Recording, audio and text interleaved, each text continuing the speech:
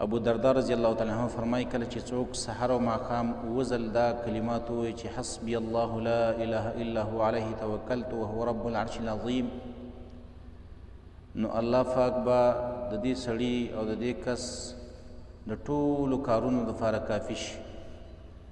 هر څومره کارونو اراده چې د کړې ده الله به ورله کافي شي. د ټول کارونه به الله سر ته ورسوي، د ټول ضرورتونه او حاجتونه به الله پوره کړي. او بیا په د حدیث په اخره کې دي صادقا کان بها او کاذبا، دا کلمات که دې سړي په یقین سره ویلي او که په یقین سره نه ویلي، په دواړو صورتو کې به الله پاک د ټولو کارونو لپاره کافي شي. کله چې یو انسان سحر وځي او وزل دغه کلمات وایي او بیا خپل کار ته روان شي، الله به کار برابر کړي. هر څومره ګران کار ته چې د اراده کړې ده، یا ماښام و یا د شپې څه کار اراده ده او څه کار کول غواړي، الله پاک به ورله پوره کړي. او که په یقین سره ویلي او که په یقین سره نه وي، په دواړو صورتونو کې به الله پاک دغه کار پوره کړي.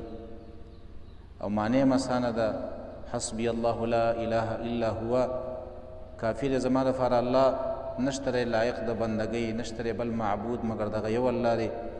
علیه توکلت، په دغه الله باندې ما ځان سپارلی دی. وهو رب العرش العظیم، او دغه الله چې دی دا دی رب د عرش لوی. نو وزل ویل دي سهار او ماښام، او اسان الفاظ دي، اسان کلمات دي، هر سړی یادولی شي. کله چې انسان د څه کار اراده وکړي او سحر دا اووه کلمات ووایي، دا وزل دا کلمات ووایي او بیا د خپل کار اراده وکړي، الله پاک به ورله دا کار برابر